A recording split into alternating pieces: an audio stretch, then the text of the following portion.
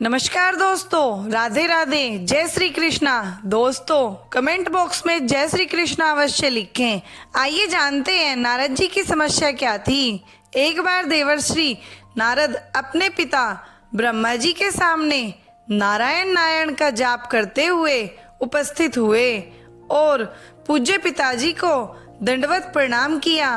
नारद जी को सामने देख ब्रह्मा जी ने पूछा, नारद आज कैसे आना हुआ?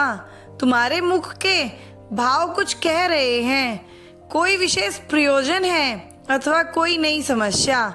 नारद जी ने उत्तर देते हुए कहा, पिताश्री ऐसा कोई विशेष प्रयोजन तो नहीं है। कई दिनों से एक प्रश्न मन में खटक रहा है, आज आपसे इसका उत्तर जानने के लिए उपस्थित हुआ हूँ। तो फिर विलंब कैसा?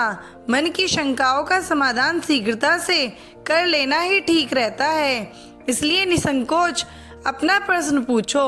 ब्रह्मा जी ने कहा, पिताश्री आप सारे सृष्टि के परम पिता हैं, देवता और दानव आपकी ही संतान हैं। भक्ति और ज्ञान में देवता श्रेष्ठ हैं तो शक्ति तथा तपाचरण में दानव श्रेष्ठ हैं, परंतु मैं इसी प्रश्न में उलझा हुआ हूँ कि इन दोनों में कौन अधिक श्रेष्ठ है। और आपने देवों को स्वर्ग और दानवों को पाताल लोक में जगह दी, ऐसा क्यों? इन्हीं प्रश्नों का उत्तर जानने के लिए मैं आपकी शरण में आया हूँ। नारद जी ने ब्रह्मा जी से अपना प्रश्न बताते हुए कहा। नारद का प्रश्न सुन ब्रह्मदेव बोले, नारद इस प्रश्न का उत्तर देना तो कठिन है और इसका उत्तर मैं नहीं दे पाऊंगा, क्योंकि देव और दानव दोनों ही मेरे पुत्र हैं और अपने ही दो पुत्रों की तुलना अपने ही मुख से करना उचित नहीं होगा। लेकिन फिर भी तुम्हारे प्रश्न का उत्तर ढूंढने में मैं तुम्हारी सहायता कर सकता हूँ। तुम आज ही देवों और दानवों दोनों को मेरी ओर से भोजन का निमंत्रण भेजो। कल ही हम उनके लिए भोज का आयोजन करेंगे और कल ही तुम्हें तुम्हारे प्रश्न के देव क्यों स्वर्गलोक में हैं और दानव पाताल लोक में का भी उत्तर मिल जाएगा। नारद तत्काल ही असुरों और देवों को निमंत्रण दे आए।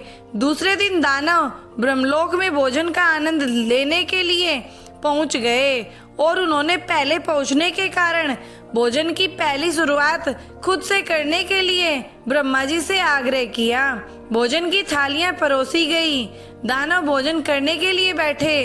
वे भोजन शुरू करने वाले ही थे कि ब्रह्मा जी हाथ में कुछ लकड़ियां लेकर उनके समक्ष उपस्थित हुए और उन्होंने कहा, आज के भोजन की एक छोटी सी शर्त है। मैं यहाँ उपस्थित हर एक अतिथि के दोनों हाथों में इस प्रकार से लकड़ी बांधूंगा कि वो कोहनी से मुड़ नहीं पाए और इसी स्थिति में सभी को भोजन करना होगा।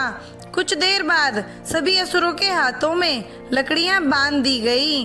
अब असुरों ने खाना शुरू किया, पर ऐसी स्थिति में कोई कैसे खा सकता था? कोई असुर सीधी थाली में मुंह डालकर खाने का प्रयास करने लगा तो कोई भोजन को हवा में उछालकर मुंह में डालने का प्रयत्न करने लगा। दानवों की ऐसी स्थिति देखकर नारद जी अपनी हंसी नहीं रोक पाए। अपने सारे प्रयास विफल होते देख दानव बिना खाए ही उठ गए और क्रोधित होते हुए बोले, हमारी यह दशा ही करनी थी तो हमें भोजन पर बुलाया ही क्यों? कुछ देर पश्चात देव भी यहाँ पहुँचने वाले हैं। ऐसी ही लकड़ियाँ आप उनके हाथों में भी बांधिएगा ताकि हम भी उनकी दुर्दशा का आनंद ले सकें। कुछ देर पश्चात देव भी वहाँ पहुँच गए और अब देव भोजन के लिए बैठे। देवों के भोजन मंत्र पढ़ते ही ब्रह्मा जी ने सभी के हाथों में लकड़ियां बांधी और भोजन की शर्त भी रखी। हाथों में लकड़ियां बंधने पर भी देव शांत रहे। वे समझ चुके थे कि खुद अपने हाथों से भोजन करना संभव नहीं है, अतः वे थोड़ा आगे खिसक गए और थाली से अन्न उठा सामने वाले को खिलाकर भोजन आरंभ किया। बड़े स्नेह के साथ वे एक दूसरे को खिला रहे थे और भोजन का आनंद ले रहे थे।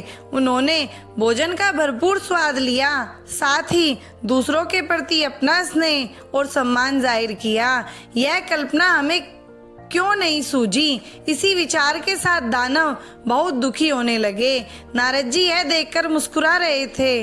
नारद जी ने ब्रह्मा जी से कहा, पिताश्री आपकी लीला अगाध है। युक्ति, शक्ति और सामर्थ्य का उपयोग स्वार्थ हेतु करने की अपेक्षा परमात्मा के लिए करने वाले का जीवन ही श्रेष्ठ होता है। दूसरों की भलाई में ही अपनी भलाई है। यह आपने सब प्रमाण दिखा दिया और मुझे अपने प्रश्नों का उत्तर मिल गया है।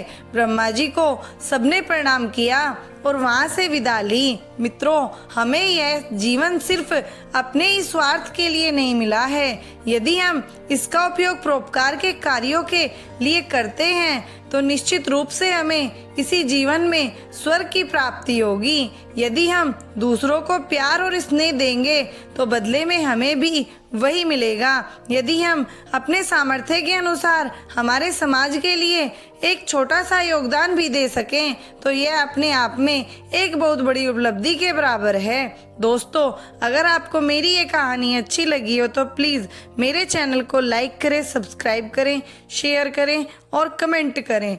धन्यवाद दोस्तों।